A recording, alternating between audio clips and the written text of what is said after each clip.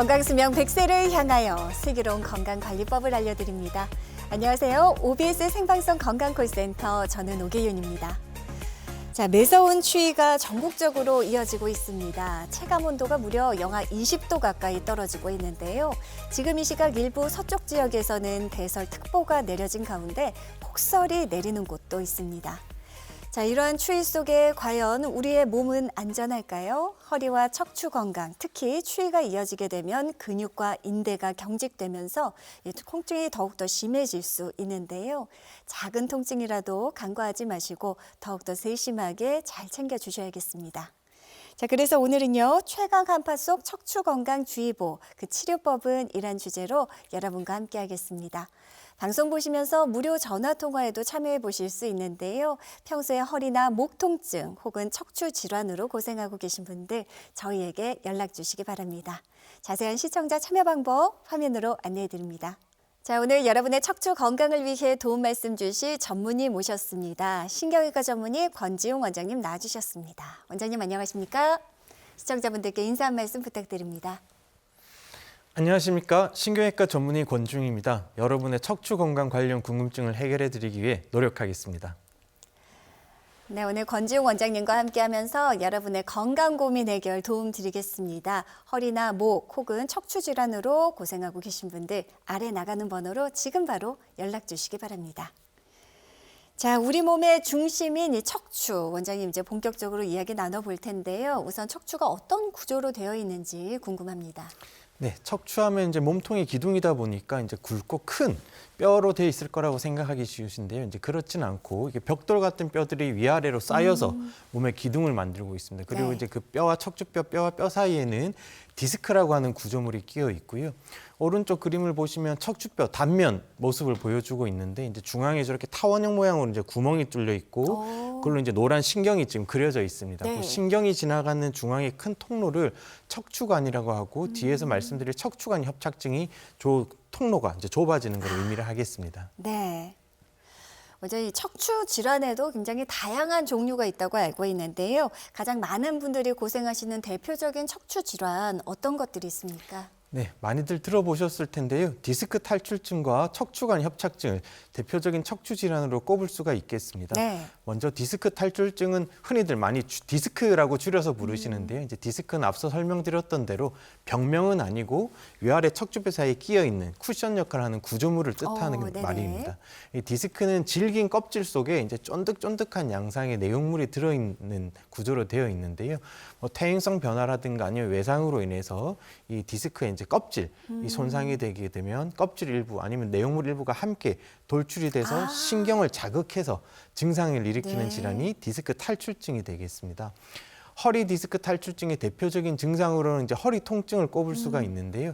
이 허리 통증이 이제 기침이나 재채기를 할 때 좀 더 악화되는 경향을 보이기도 하고요. 네. 허리뿐만 아니고 이제 통증이 엉덩이나 다리 쪽으로 뻗치거나 이제 다리 저림도 함께 나타나실 수가 있겠습니다. 네네. 그래서 아프진 않지만 이제 허리나 하반신이 좀 무겁다 이런 것도 이제 허리 디스크가 좋지 않을 때 나타날 수 있는 증상이 되겠습니다. 네. 척추관 협착증은 이제 앞서 그림에서 보여드렸던 대로 이제 척추뼈 중앙에 이제 신경이 지나가는 통로를 척추관이라고 하는데요. 이 척추관이 이제 좁아져서 신경을 눌러서 증상을 일으키는 질환을 네. 이제 척추관 협착증이라고 합니다. 앞서 말씀드렸던 디스크 탈출증과의 차이점은 이 단순한 디스크 돌출 외에도 이제 척추관 협착증에서는 이제 신경을 둘러싸고 있는 인대라든가 관절뼈가 두꺼워져서 전반적으로 신경이 눌린다는 것이 그 차이점이 되겠습니다. 네네. 허리 척추관 협착증의 이제 대표적인 증상으로는 이제 허리 엉치 통증이 있고 이제 허벅지 종아리까지 이제 저리거나 시리거나 하는 증상이 있으실 수도 있고요. 특히 네네. 오래 걷지 못하고 중간중간 이제 쉬었다 가셔야 되는데 그때 이제 벽을 짚고 허리를 구부정하게 한다거나 아니면 이렇게 쪼그려 앉았을 때 좀 더 편해지시는 것을 느끼실 수가 있습니다. 네. 발바닥에 감각이 이상하거나 뭐가 붙어 있는 느낌이 든다거나 시린 증상도 허리 척추관 협착증에서 나타날 수 있는 증상이 되겠습니다. 네. 자, 대표적인 척추 질환, 디스크 탈출증, 그리고 척추관 협착증에 대해서 원장님께서 소개해 주셨습니다. 우선 원인도 좀 다르고요. 그리고 또 그 증상도 조금씩 미묘하게 차이가 있는 것 같아요. 자, 이렇게 척추 질환으로 그럼 허리 통증이 발생했습니다. 원장님 좀 단계별로 치료 방식 접근이 좀 달라집니까? 네, 허리 통증이 생기게 되면 크게 이제 3단계 정도로 나눠서 이제 치료를 해볼 수가 있겠습니다. 처음에는 이제 진통소염제, 뭐 근육이완제 또는 이제 신경통약과 같이 입으로 복용하는 약물과 함께 이제 물리치료, 운동치료를 병행하는 이제 보존적인 치료를 이제 받아보시게 되겠고요. 네네. 두 번째 단계로는 이제 통증의 원인에 따라서 조금 달라질 수는 있는데 이제 우리 허리에 맞는 여러 가지 주사가 있습니다. 그래서 주사요법인데 이제 신경 차단술, 신경 주사라고 많이 들어보실 텐데 신경 주사, 뭐 관절 주사, 아니면 신경 손울 같은 이제 다양한 주사 요법을 받아보실 수가 있으시겠고요. 이걸로도 효과가 없는 경우에는 우리가 양방향 척추 내시경술이라고 하는 채소 침스 척추 치료법을 이제 또 한번 받아보실 수가 있겠고 네네. 마지막 단계로는 이제 기존에 이제 절개를 크게 해서 뼈를 크게 제거하거나 아니면 나사못으로 척추 마디를 고정하는 척추 고정 유압술 등을 이제 고려를 할 수가 있겠습니다. 네. 좀 절개한다, 뭐 유압술을 한다, 수술을 한다 하면은 덜컥 가슴에 이제 철렁 내려앉으면서 겁이 나거든요. 자, 그렇게 심해지기 전에 미리미리 앞 단계에서 좀 치료하고 잘 관리한다면 충분히 잘 건강하게 지낼 수 있을 것 같은데요. 자, 수술하지 않고 척추를 치료하는 이제 비수술 치료법들, 그 가운데 앞서 원장님께서도 주사 치료 굉장히 종류가 많다고 하셨습니다. 그 가운데 이제 증식 주사 치료에 대해서 원장님 구체적으로 어떤 치료법인지 설명 좀 해주세요. 네. 증식 주사 치료는 이제 인대나 힘줄의 이제 부분적인 손상이 완전히 낫지 않아서 생기는 이제 만성적인 통증에 대해서 적용을 해볼 수 있는 치료법이 되겠습니다. 예. 우리 이제 소량의 자극성 물질을 인대나 힘줄이 이제 부착하는 뼈 근처에 이제 주사를 하게 되는데요. 그래서 이제 인위적으로 염증을 일으키게 됩니다. 그래서 이 염증이 치유되는 과정을 통해서 인대나 힘줄이 보다 이제 튼튼하게 강화돼서 통증을 완화시켜주는 시술이라 주사 시술이라고 말씀을 드리겠습니다. 보통 4주 간격으로 6회에서 10회 정도 이 치료를 받아보시게 되겠습니다. 예. 그러니까 통증 완화는 물론이고요. 이제 근본적으로 이제 근육이나 인대 그리고 힘줄을 또 튼튼하게 해줄 수 있다는 증식 주사 치료.